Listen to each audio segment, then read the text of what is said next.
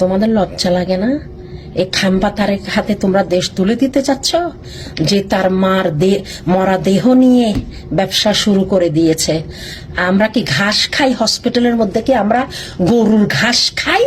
হ্যাঁ, ঘোড়ার ঘাস খাই? হ্যাঁ, খালেদা জিয়া তো অনেক আগে মারা গেছে, আমরা বলছি।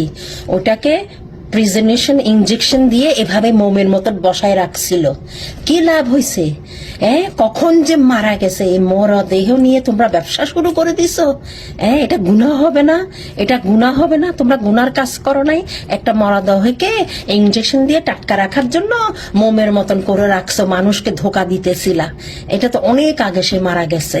এখন তো ইনজেকশন বাইরেছে, এখন তো মাটির ভিতরেও দিতে হয় না। এখানে যাদের পয়সা আছে ওরা ডুমের ভিতরে রেখে ইনজেকশন দিয়ে একদম জিন্দা লাশ মনে করবে কি সে শুয়ে আছে, পোকাও ধরবে না, পচবে না, বাস্ট হবে না।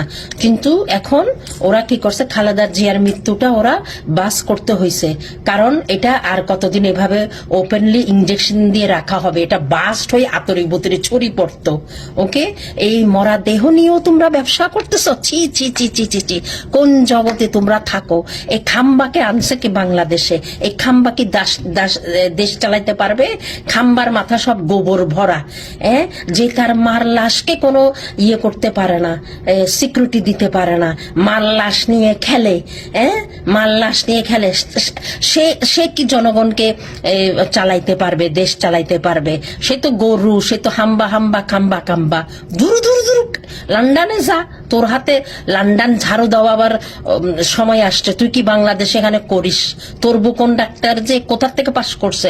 লন্ডনের ডাক্তার। খাম্বা তারেক, এই খাম্বা তারেক তোর মাকে নিয়েও শেষ পর্যন্ত তুই ব্যবসা করছিস। এটা তো আমরা অনেক আগে বলে দিছি, তোর মা মারা গেছে, তোর মা মারা গেছে, তোর মাকে ইনজেকশন দিয়ে তোরা মোম বানায় রাখছিস, এইভাবে স্ট্যাচু বানায় রাখছিস। আমরা কি হসপিটালে ঘাস খাই? আমরা কি ঘোড়ার নুন টুটুসি? খাম্বা কারেক, ওই খাম্বা তারেক তোর মতন মূর্খ নাকি আমরা? সুদের ফুত, দূর দূর দূর, তোর মার লাশ নিয়েও তুই খেলিস। দূর দূর দূর দূর দূর, তোরেও মোম বানায় রাখি দিব আমরা।